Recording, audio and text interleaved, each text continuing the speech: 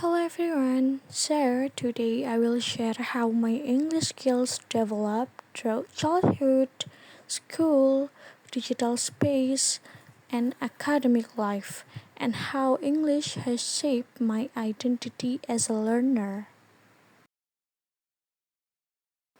So I was born in Indonesia, specifically in Jombang, and in my early childhood, English felt very foreign to me because my environment mostly used Javanese and Indonesian, and English was not part of my daily communication at all. So, my first exposure to English came from cartoons on televisions such as Dora the Explorer, Scooby Doo, My Little Pony, and Mr. Bean. And from these shows, I started to hearing English sounds even before I understood the meaning. At that time, I only imitated what I heard. For example, I often said OMG or oh my god just because it sounded fun, even though I had no idea what it actually meant. This was my earliest form of natural language exposure. And for my formal encounter with English started in elementary school.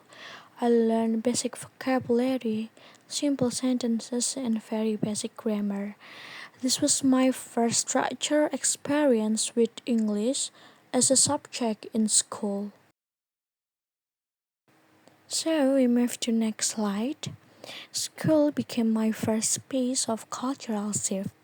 I met friends from different regions and backgrounds.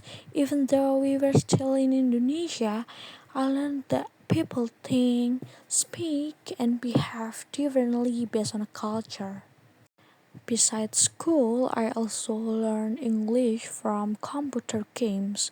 The instructions, dialogues, and missions were in English. From games, I learned many new words and began to understand meaning through context. And as I grew older, social media became a big part of my life. YouTube, Instagram, TikTok, and other platforms introduced me to more English, and this is where I began participating as a digital citizen.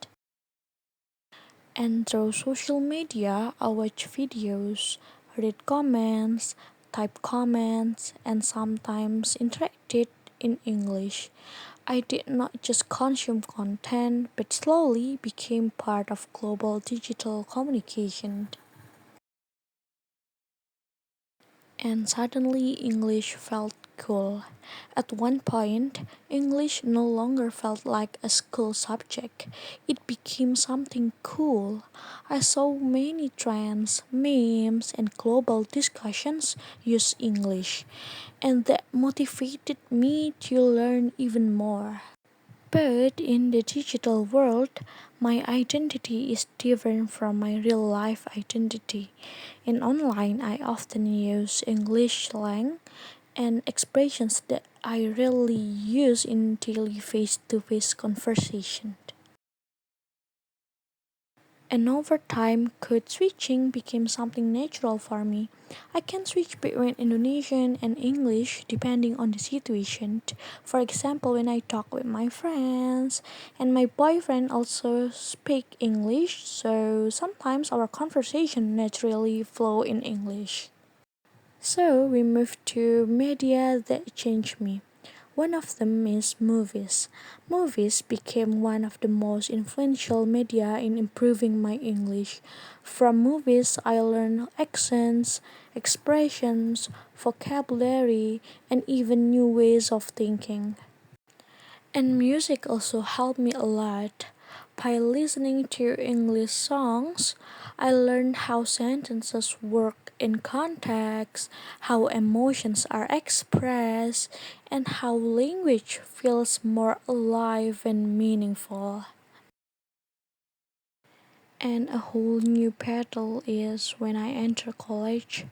English became more challenging. I had to deal with academic texts, presentation, and formal writing.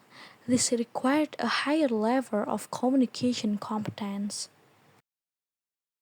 But through my academic experience, I realized that English functions as a lingua franca. It allows people from different country, cultural, and linguistic backgrounds to communicate effectively. So I continue to improve my vocabulary, pronunciation, and speaking skills, and I practice presenting and debating in class. And slowly, I am becoming more confident in using English in daily life. And for my future goals is to become a fluent and confident English speaker. And I also want to travel or work abroad so that I can use English as a tool for global communication. And for my final reflection is my journey of learning English has been a gradual and continuous process from childhood, school, digital space to academic life. I will continue learning and growing, of course. So, that is the story of my English learning journey. Through this journey, I learned that English is not only a subject but also a tool for communication, identity, and connection across cultures. And I believe this journey will continue to shape my future. Thank you.